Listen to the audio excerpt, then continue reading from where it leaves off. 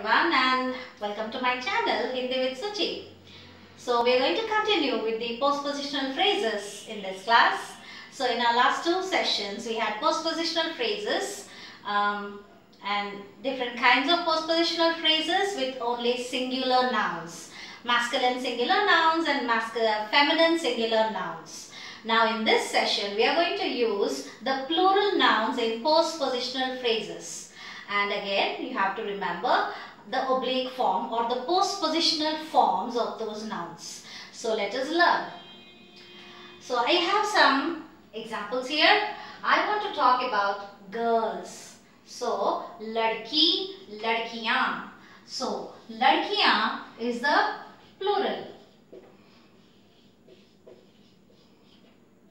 Ladkiyan is the regular plural. But if you want ladkiyan plus a postposition, then that becomes ladkiyon. Yes, so what are we doing? We are adding the noun, whether it is masculine or feminine, we are adding O matra and the nasal sound. So the nouns in the plural form, in the postpositional phrases, you add O matra and the nasal sound with it. So O sound, O.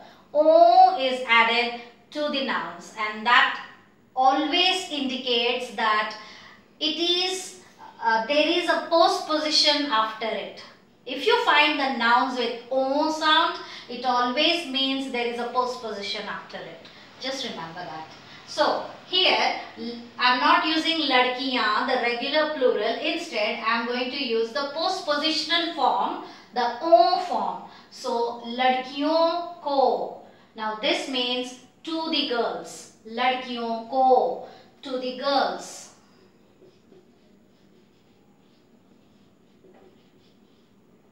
And then badi almariyon mein. Almari, almariyan is the regular plural. But because I have the postposition mein, I want to say in the big cupboards, and not one cupboard, I am talking about all the big cupboards in a row maybe.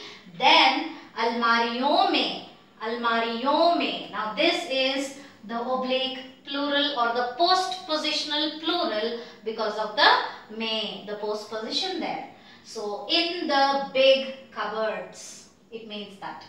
Choti mezon par. Now mez, what is the regular plural? Regular plural is mezain. Mez, mezain is the regular plural.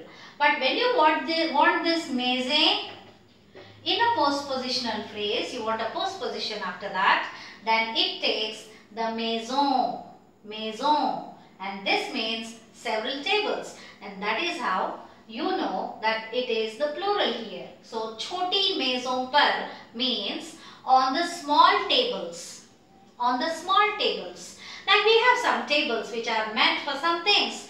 Choti maison par computer hai, badi maison par khana hai. Big tables are meant for something else and small tables are meant for something. Usually the small tables are meant for computers. So choti maison par computer hai. Alright. So that is how you can use these phrases in sentences. Again, to use them in sentences, you can begin with the postpositional phrase, put an object and then an auxiliary verb. Choti maison par computer hai. Badi almariyon mein किताबें हैं.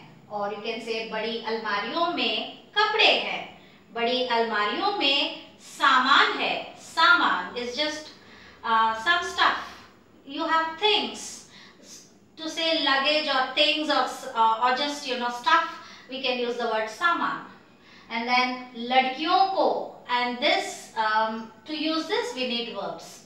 So we will use it in our later classes.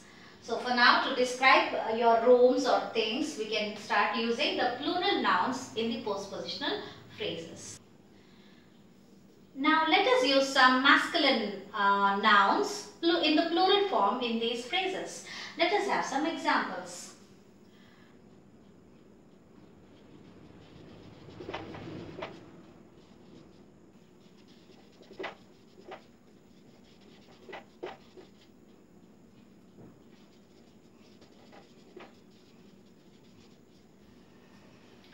So let us have some examples here. I have 4 examples where I have used the masculine nouns in the oblique form with the postpositions. So the first one I have here is un kamron mein. Un is the oblique form of ve. So ve kamre is those rooms, but it becomes un kamron mein, in those rooms.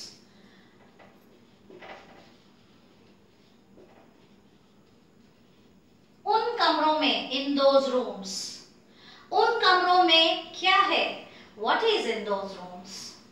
In मकानों में, maybe you enter a place where you have a string of houses and you're talking about the houses. Makan can just be a house. So in मकानों में, in is the oblique form of ये, these, in these houses. In मकानों में. Or on the doors, if you want to say one door, or on several doors, or if you have 2 doors to a room and you're talking about both the doors, like maybe you have some posters on your doors, तो दरवाजों पर तस्वीरें हैं. So दरवाजों पर instead of दरवाजे पर. If you say दरवाजे पर, you're talking about one door. But I have दरवाजों पर, which implies it's plural. So maybe you have like 2 to 3 doors and you're talking about all those doors, and something is similar on all the doors. Like when you enter a school, all doors would have lots of stickers and posters on them. So दरवाजों पर posters है, दरवाजों पर तस्वीरें हैं. You can say that. Yeah, मेरे दोस्तों के लिए. Now मेरे is मेरे, मेरा दोस्त would be again मेरे दोस्त. So here मेरे remains the same whether you are talking about a singular noun or a plural noun. Now you would know that after looking at the noun. If I am talking about one friend also, it would be mere. Now I am talking about a few friends, even then it is mere. So this stays the same. But doston tells you that this is plural. Mere doston ke liye means for. So for my friends. For my friends. Mere doston ke liye. ये मेरे दोस्तों के लिए है. This is for my friends. So you can use it in sentence like that. So these are just one important rule that you have to remember is whether you are using feminine noun or masculine noun, when you are using them in the plural form in postpositional phrases, masculine nouns and feminine nouns, both of them, they take the O matra and the dot. So that's important to remember. So this is the important rule that you remember when you want to use postpositional phrases. And after this, so you just have to remember all the rules line by line. Let me repeat those rules for you.